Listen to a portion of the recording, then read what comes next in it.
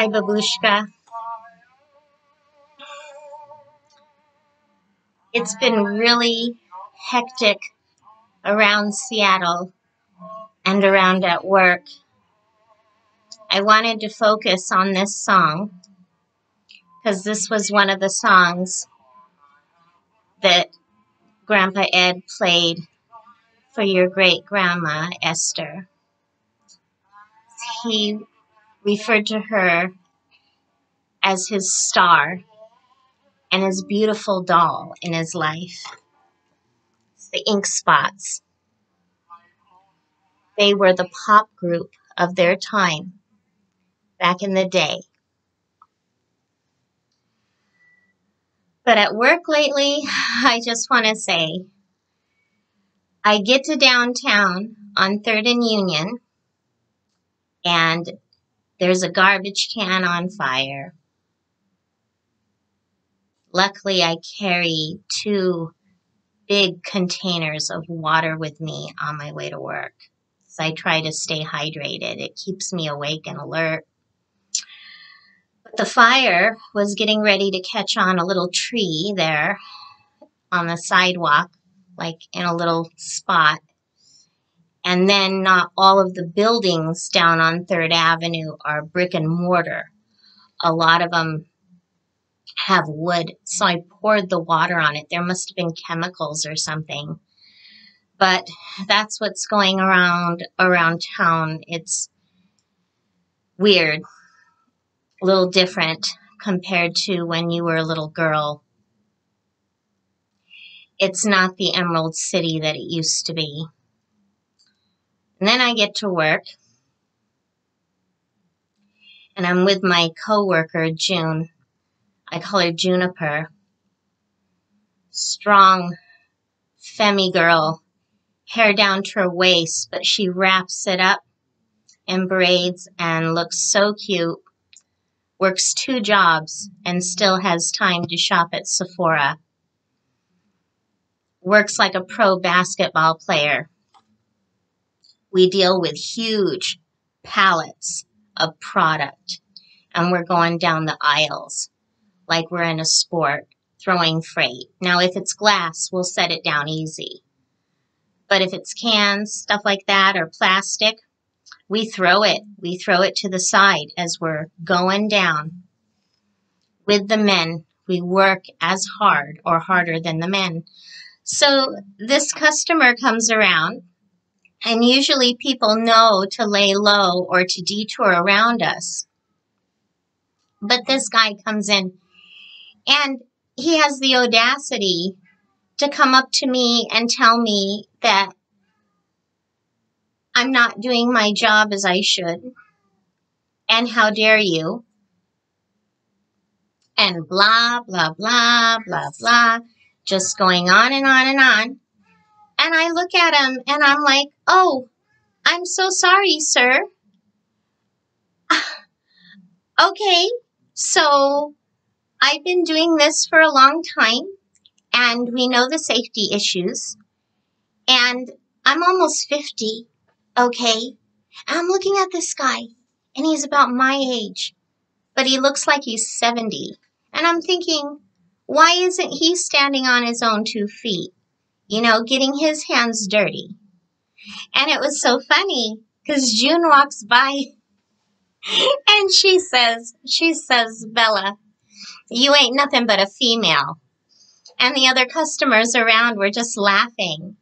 And then he cowered down and left us alone and just went off to go play somewhere. Just go away. So that's what I have to deal with sometimes.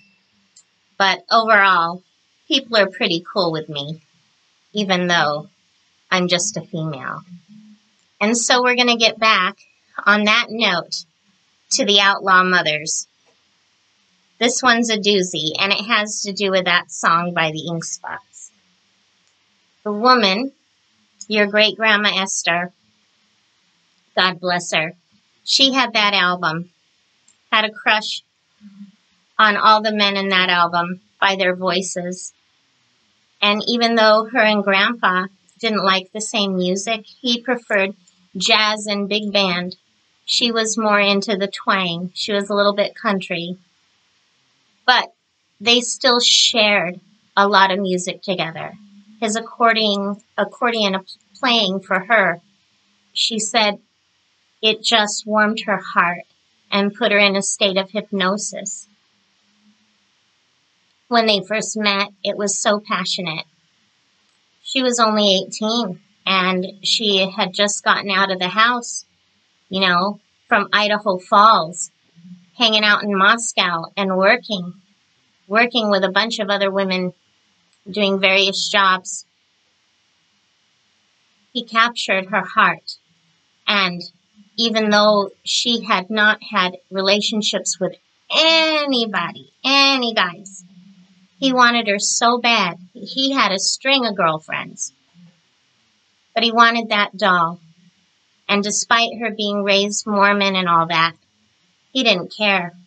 He respected her for that.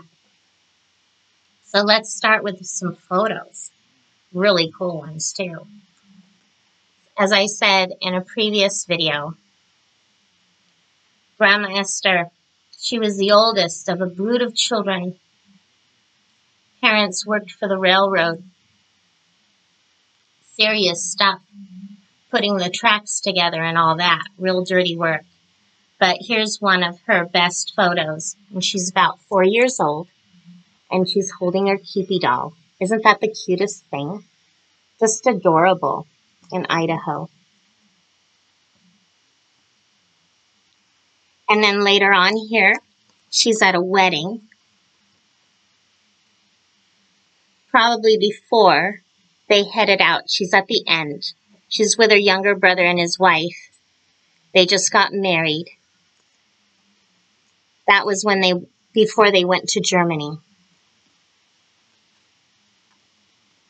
And then here is her as she's older, before I was born.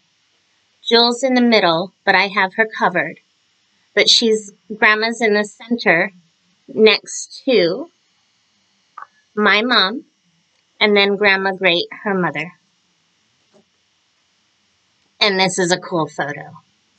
This is her mother as a baby with her mother. Mormon family, English, German, a little bit of Native American eventually, probably some wonderful love story. But they traveled from Utah on into Idaho. When her future husband met her, hook, line, and sinker, such passion. He taught her how to drive. I have a photo of it too, but it's put away in the china cabinet. Eventually you'll get it. Of her and her best friend, both sitting on his knee, and they're next to one of those old Tin Lizzie cars out in the middle of the woods near a road, and they're laughing together. He's teaching them both how to drive. Where do I begin with this? She was a Renaissance woman. She wanted to quit the Mormon church. At first, it was an issue with her family, but she didn't care. She told me later on when I was little, after she scolded me for criticizing some Mormon children who had just moved into my hometown. But she scolded me when I went to go see her at Moonshine Hollow, saying, "How dare you criticize them for their faith? That's how I grew up." She's like, Catholic isn't all that. Neither is Mormon, but you shouldn't ridicule somebody for their beliefs. And that taught me a lot. She kind of, in a way, put the fear of God in me on that one. But I asked her, why did you quit? Why didn't you keep it as your faith? And she's like, I just want to be a good human being, and it shouldn't matter. She had political issues. They didn't let women wear pants, and she wanted to wear pants. So they also had issues about people of color, especially African Americans. She didn't like that either. And with the marriage, Grandpa asked her, because he knew eventually, going into the army and everything, he knew he would have to travel. When he found out he was going back to Hamburg, where his father and uncle came from, he's like, eventually I'm going to send for you and the babies. He joined me, and just desperate, he's like, let's get the hell out of the Northwest. You come with me, and we'll just make do with what we have. Because he couldn't see himself being out there without having her being a part of him. And she was honored by it. There was no question. And it gave her the opportunity to see a world, even though it was a dangerous one. They felt like they made a difference during that time in their lives. Another thing about Esther that is amazing, which makes a lot of sense, because you wonder, you deal with, let's see, I don't even know where to begin. This is amazing. But Grandpa and her had their differences. How they kept such love and passion between the two of them. Looking back, and as I was talking with her, I think it's because they learned to compromise and they learned to give each other space. And they did have their issues. Yes, they did. She was a clutter bug. He was a clean freak. They always had separate bedrooms. She said at times that when they did want to be together, they would rendezvous. That's awesome. And it made all the sense in the world. They had differences in music, some differences in food, but with all in all, it all worked out in the end, and they had a great time. They did have, the children, the twins out there, but then Grandma, right away, after she went to Germany, she got pregnant again. And she was pregnant with another set of twins, Mark and Margaret. But they didn't live. They died as babies. She told me later on, before she died, that actually brought her and her husband even closer. It fired up the passion even more. And even though he was gone a lot, when he did come home and they would rendezvous to go to places, they would make the most of it. There were some bad incidences, though. They had 2 girlfriends, 2 German women, that they loved to go out with and go dancing in Berlin at times with their other buddies. They were supposed to rendezvous, and the 2 women had said ahead of time that they were going to take a shortcut and try and make it to the club. That way they wouldn't be late. They went down a wrong road, and they were never seen again. This was before the wall. And so her guess was they got too close to the east side, and something may have happened to them due to, the military from Stalinist Russia over there. A lot of conflict, You had your good times and you had your bad. But he also took her to other countries. And as I was saying, she loved bullfights. She loved going to Spain. So I have this kerchief here, and it's hand-painted. And you see the bullfighter. Here, this is a better view. You see the bullfighter and all those symbols of the bull. Incredible. She used to wear this later on when she would dress up and they'd go out to do other things, like out in Paris, different dances, different get-togethers. Good stuff. And then he got her a pair of castanetas. Fun stuff. I have these hanging on the wall. Someday you'll have those too. But it wasn't all fun and games. I think one of the best conflicts they had that taught them both a lesson in life was an incident. Back then, she raised the kids. This was before she started working. So her job was at home, taking care of the children, keeping things clean, watching other military families' children, stuff like that. But the twins were out playing at this old guy's house nearby.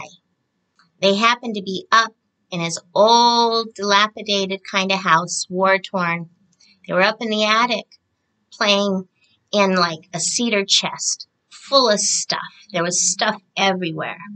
Just little things, clothes, doodads, knickknacks, stuff like that.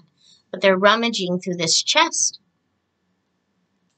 They find this dirty, huge flag. You know the kind of flag I'm talking about. The one with the swastika on it. They show it to the old guy. And he's like, oh, I don't want it. I have no use for that. Take it home to your parents. And they did. They're about 6 years old, 7 years old. They take this home. She sees it. She's cleaning, and she's on a roll that day, getting stuff done, getting all the errands done, getting ready to have dinner on the table because her husband's going to be home that night. And she decides, well, I'm in the middle of doing laundry anyways.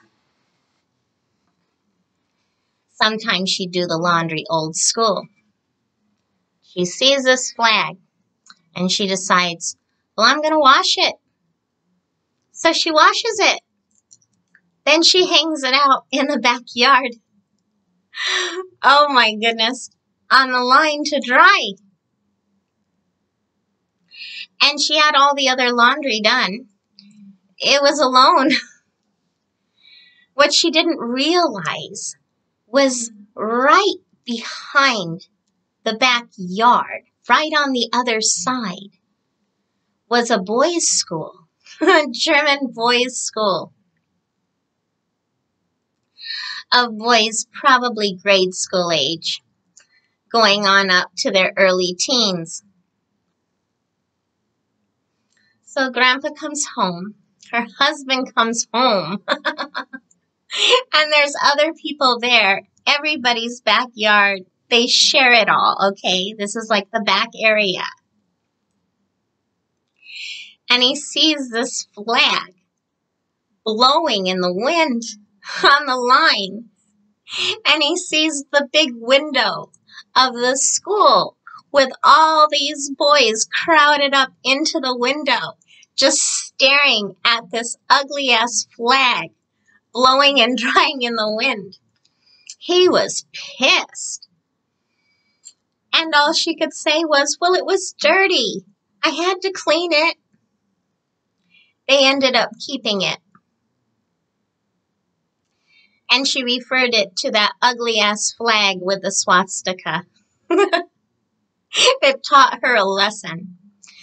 But they decided to keep it as a reminder of what to avoid. That says a lot, doesn't it? Gosh, she was such a Taurus. Grounded, but she made her mistakes too. There's something special about the zodiac sign, the mythology of Taurus. You tell me that that's a part of your sign, even though you're a Gemini.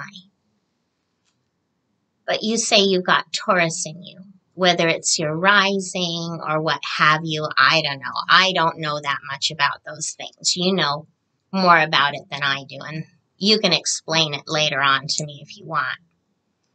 but the mythology goes way back.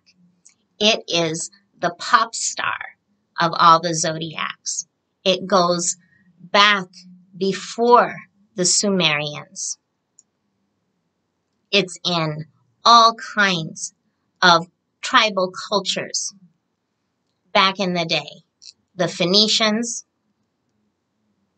it's everywhere. And there's more than one story to that bull. It is the eye in the sky to help Cancer with all of what Cancer the crab needs to do as a task. Helps Cancer to see things and do things. And then Taurus the bull is in the story of the labyrinth, the maze.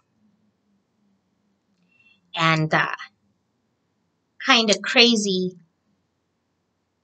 because archaeologists and people who study around those stories, you have a lot of your intellectuals, people who study that stuff, and archaeologists who look around areas where the story of Taurus occurred, okay, and those parts of the world.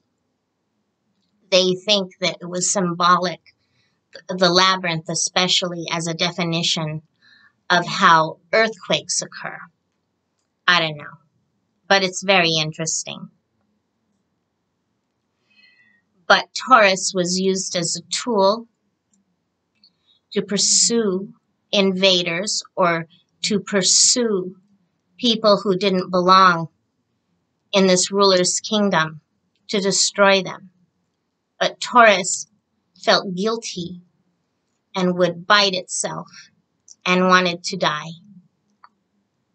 Until finally there was the battle with the warrior who did destroy him. So, incredible, incredible stuff. If I would talk to Esther about that today, she would joke around and she's like, yeah, that's a bunch of bull. And she's a very, very loving woman and very full of piss and vinegar. She loved me. She always felt guilty because she was working. As her children got older, she became a telephone operator. And I sent you those little telephone earrings that she used to wear back then in the 1940s. They're incredible, aren't they? Red and white. I could just see her wearing them with her hair done in victory rolls, with a voice like yours and mine on the phone talking to people. Must have been so much fun. And she said it was fun. It was fun to have a job and to be productive. And her husband wanted her to have that life. Besides all the gifts and things that he bought for her, he wanted her to be able to stand on her own 2 feet. And they both grew up poor. She grew up very dirt poor, poorer than him. And she had a lot of responsibility for being the oldest in her family, of helping to take care of her siblings and having to scrape for money. So he wanted her to have that. It was kind of a form of insurance for women to have a backup, to be productive. And it helped out the family. But later on, after they bought Moonshine Hollow together in Oregon, she wanted to earn her oats and have some retirement money. It wasn't just enough with her husband's military retirement. She wanted a little bit more, and she wanted to be productive. She spent a lot of quality time with your Aunt Jewel. This Jewel is 10 years older than me. And then she spent good quality time with your uncles too. Although she had a hard time getting along with them, she wanted to. She loved them very much, but as they got older, she couldn't understand their behavior and thought that they were spoiled rotten, thought that their dad, her son-in-law, didn't discipline them enough. And eventually, they started hanging out at other people's places. Eddie, the little monkey especially, he made a mistake one day. I think I was about 7 when it happened, so he must have been 8. He was gun crazy, gun happy. He had a BB gun. He wanted a .22 rifle so bad, and he couldn't wait to get one. Our dad told him no, that he had to wait. But Grandpa and Esther had a key to this too. They had a gun cabinet locked away down in the cellar. And I remember Eddie got into the gun cabinet. Oh my God. Terrible thing. It was just him and I there spending the weekend. Grandpa found him, threatened to kill him, chased him all over the farm. He couldn't hide. I hid though. I was scared to death. His grandpa was usually a very reasonable, nice man. He wasn't like my dad at all. But if you pissed him off, oh my goodness. And I remember Grandma out on the porch, and she's screaming out at Eddie. She's like, Grandpa is going to beat the living shit out of you. You're going to be a snowball in hell when he's through with you. And that was one of the last times Eddie ever came around the property until after Grandpa died. He was just not welcome. And then afterwards, he showed me, Grandpa did, one of the rifles later on. He took me over by the creek. Grandma knew about this, and she didn't like it, but she tolerated it. See, the two of them, they negotiated. They talked things through. But Grandpa had me kneel down with him, and he had the rifle resting on a little log on a piece of wood because it was too heavy for me to pick up and hold. All the bullets were out. Safety was on, and he wanted me just to look through it, to aim, because he knew I had a good aim. But it was his way of explaining to me how what my brother did was just uncalled for and dangerous. He could have killed somebody. And Esther supported him in that decision to kick him out. So she tolerated her husband a lot, and he tolerated her. When he quit smoking at the age of 32, this was before he got done with drinking too. Even though he'd have a little drink once in a while, he made homemade cherry wine. But he had it under control. But when he quit smoking, she still smoked. And she smoked in the house, wherever the hell she wanted to. And he was cool with that, because he loved her. And then when she wasn't home and out working, maybe putting in some overtime at the factory, and us kids were home, he would cook for us. And he would say, you know, we share each other's duties. And then he had a collection of pipes, the big porcelain long kind. They were hanging on the walls in their living room.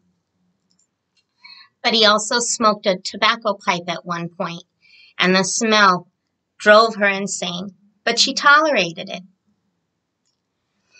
And then also I want to show you this, which I forgot to show in the story of the fathers. During Grandpa's time of drinking, he also had this opium pipe that he bought somewhere out, either in Korea or Japan. I have it now, and it works. Yes, it does.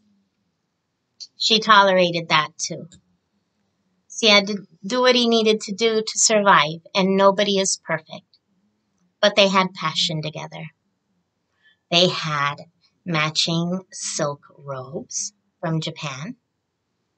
He drenched her in fur coats. And another funny story. You're going to love this one. After Grandpa died in 81, it's a couple years in the future to that. I'm about 11 years old. Grandma's getting ready to sell the farm and go to a better place to live where she can just rest easy and take care of business. It was before Mom got really ill, your grandmother, Sarah.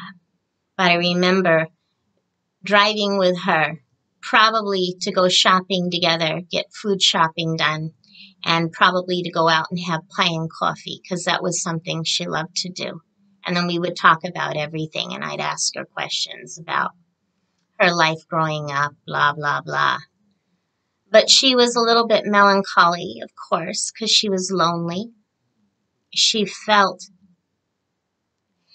not as a failure, but she felt like she had so much on her mind. She wanted to start anew, but she missed him so much. She just couldn't see running Moonshine Hollow and all of that without him. Because it was theirs. It was their gift that they had together. It was their end game. But we're in her Caprice Cadillac, a shiny dark blue. Beautiful car. But she had to pull over to the side of a road.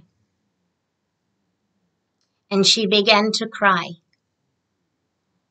And she started hitting the steering wheel. And she screamed out, "I miss him so much." He was so full of passion. And then the windows started to steam up. And I'm kind of wiping my finger on the steam in the window near me on the passenger side. And I'm like, "Oh, what are you talking about here?"